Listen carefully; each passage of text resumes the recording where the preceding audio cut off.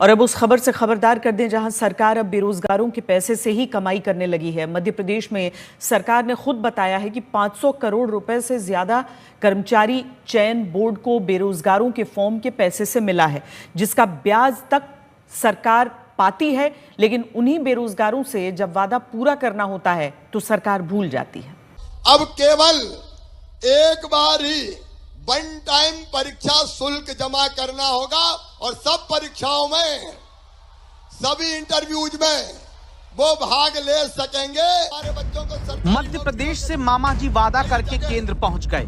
मोहन यादव सरकार को 1.5 साल मध्य प्रदेश की सत्ता में हो गए, लेकिन एक बार फीस लो फिर कई भर्ती परीक्षा में बैठो वाला वादा अब तक बेरोजगारों से मध्य प्रदेश में अधूरा है।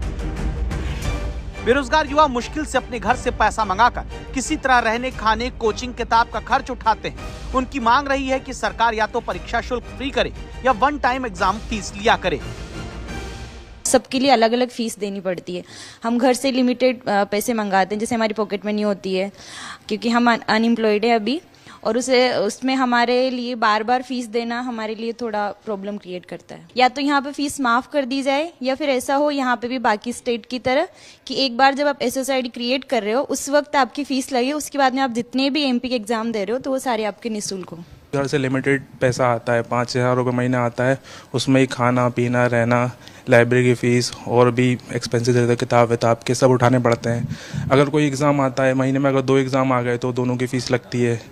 अभी पिछले महीने ही एक्साइज का एग्ज़ाम आया था, आबकारी का MP, उसमें 500 रुपये फ़ीस लगी। तो मेरे हिसाब से फ़ीस बहुत ज़्यादा है। तो जो बेरोजगार युवा 1-1 रुपया बचाकर किसी तरह फॉर्म भर्तियों का भरते हैं, सरकार उन्हीं से न सिर्फ कमाई कर रही बल्कि अपनी सरकारी योजना का खर्च भी उठा रही। सरकार ने ही विधानसभा में मध्य प्रदेश के बताया है कि कर्मचारी चयन मंडल ने 2016 से 2024 के बीच में 112 परीक्षा आयोजित की, जिसमें 530 करोड़ रुपए बेरोजगारों से फॉर्म भरने के नाम पर हासिल हुए। आप कहेंगे भाई परीक्षा कराने में खर्च भी तो होता है, तो सुनिए, सरकार ने कांग्रेस विधायक प्रताप ग्रेवाल के सवाल के जवाब में ये भी बताया कि सरकार की ही प्रतिभाशाली विद्यार्थी प्रोत्साहन योजना के लिए 2 साल में 297 करोड़ रुपए उसी पैसे में से दे दिया गया जो बेरोजगारों के भर्ती परीक्षा का फॉर्म भरने से मिला। नेता विपक्ष आरोप लगाते हैं कि जो पैसा बेरोजगारों ने भर्ती परीक्षा का फॉर्म भरने के लिए दिया, उससे फ्री स्कूटी और फ्री लैपटॉप बांटने का खर्च सरकार उठा रही है और बेरोजगारों के ऊपर बोझ डाल रही है। उसका जो मिनिमम शुल्क लिया जाता है, वो शुल्क भी किसी शैक्षणिक व्यवस्था के तहत वो खर्च किया जा रहा है, इसलिए वो पैसा भी समाज के लिए उपयोग हो रहा है और बहुत कम शुल्क है अभी तो। यानी सरकार एक तरफ अपना 1.5 साल पुराना वादा निभाती नहीं और दूसरी तरफ बेरोजगारों के फॉर्म भरने के पैसे से अपनी सरकारी योजना का खर्च निकालती है।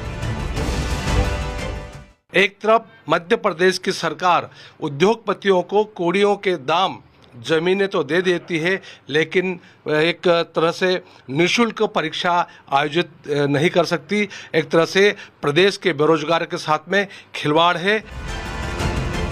मध्य प्रदेश में 25 लाख रजिस्टर्ड बेरोजगार हैं, जिन्हें भले वक्त पर सरकार नौकरी न दे पाती, लेकिन इनके फॉर्म भरने के पैसे से अपनी योजना को चमकाने का काम मध्य प्रदेश की सरकार को अच्छी तरह आता है। रवीश पाल सिंह, भोपाल।